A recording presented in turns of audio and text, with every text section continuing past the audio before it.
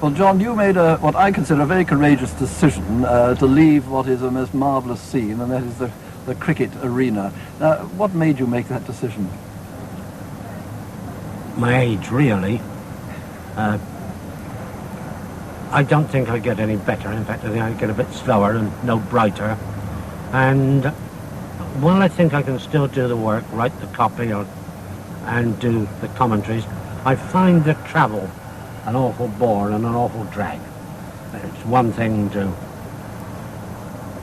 do commentary and then go and write your newspaper report, but then it's an altogether different thing when at 10 to 7 you go out with 250 miles to drive home. Yeah, well, 2 points there. A, that you're younger than me, so you make me feel a bit guilty, and of course you do double work. You do this newspaper as well.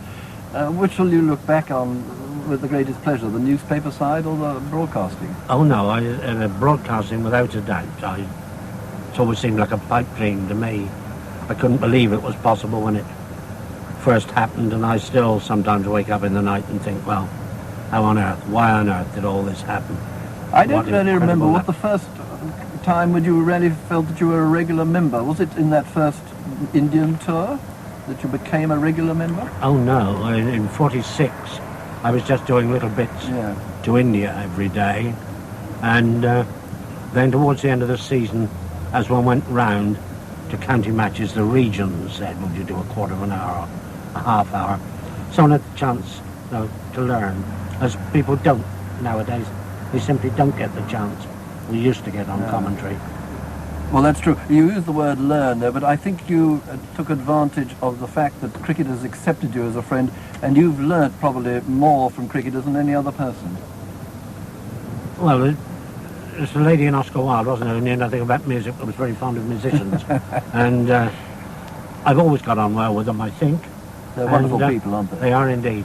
Yeah, I've known many worlds: hospitals, local government, Fleet Street, radio, theatre, and soccer.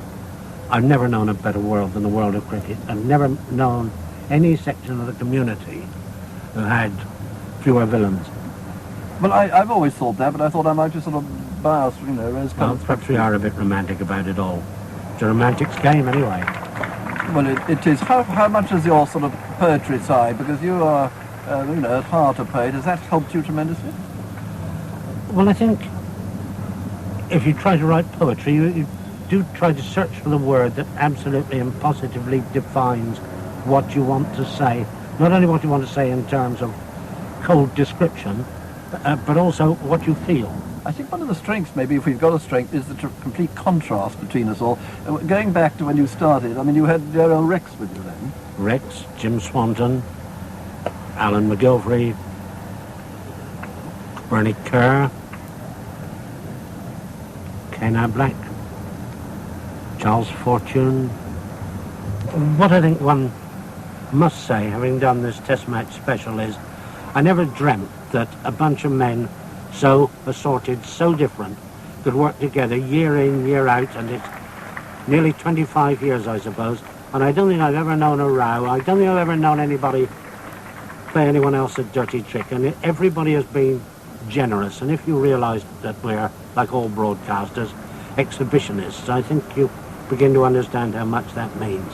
And I'd really like to thank all the people who created that atmosphere in which it was possible to work so happily. I suppose the person who's rubbed off on most of us, and he certainly did with me, because he was one I listened to, was Howard Marshall. Well, see, I never heard him. Mine's, I suppose, a funny upbringing as far as radio is concerned. You see, until I came to work in it, I never heard any. My father made crystal sets. We used to listen on earphones when I was young. But then after that, you see, I was out in the evenings. Then I left home. I was in digs where there was no radio to listen to. So I don't suppose I heard Howard Marshall more than once in my life, until I heard him during the war. You see, there's this tremendous contrast, isn't there, between us and the Australians. They are very down to earth, the score, and they don't do what we call colour. Did this develop? Has it developed, with the English people since the war, 1947 onwards, I think? Well, it's a strange thing, isn't it, that there is a natural English characteristic about commentary, and yet we're all so different. I'm not quite sure what it is, but there is a Or perhaps it's a more emotive, less objective, certainly it's more subjective than Australian commentary, which aims at complete precision. Yes. See, I think we're lucky that we're allowed our heads, and I think both of us pick up things, we've got sense of humours, and we pick up things which are part of a cricket match in addition to what's actually going on the pitch. Well, it's a very human activity, isn't it? In the course of 6 hours, any cricketer is going to show more of his character than, for instance, a soccer player will in an hour and a half. And I think one comes to appreciate them as human beings. I just wonder, is one tempted to build their characters up, rather like Neville Carter's undoubtedly built up one or two of the famous elder characters? Do you think we tend sometimes to build a character up? I think there's a tendency that way. You see, I wonder how much of it is due to the fact that most of us did a great deal of commentary on county matches, when you could be on half an hour in the morning, half an hour in the afternoon, half an hour in the evening. You're doing an hour and a half a day. It's nearly as much as anybody does on a test match. Perhaps you did a couple of summaries as well. And you're doing this constantly. And county cricket is such an intimate game, you can't help but be near the players. I think the greatest thing that happened to me was when the Cricketers Association elected me their president. That was the greatest honour they could conceivably have paid me, because normally no one's admitted who's not a current county player. And when they elected me to that, I thought, well, it was almost as good as being a player. Well, I think that was wonderful. It was wonderful for you, and incidentally, it was very good for the radio and everything else. They said, come to someone, a commentator, and say, come on, you look after us. And I gather you're going to go on doing that. That's the thing I shall continue to do, yes. So that you're going to have a finger in the game. Yes. And when we start next year, God willing, if one is there to do it, can we picture you sitting at home, perhaps just listening to us? You can indeed, and you may even get a few rude telegrams. Oh, I hoped you were going to say you might even get a few sweets or cakes sent from Alderney. Any chance of that? Well, that's possible. You're more likely to get a bottle of champagne, I think. Oh, that's the stuff.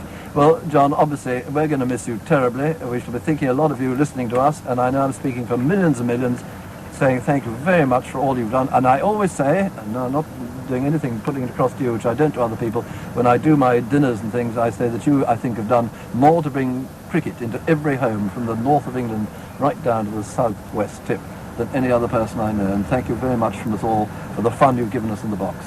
That's very kind. It's very generous. I don't think you can even guess how much I've enjoyed it.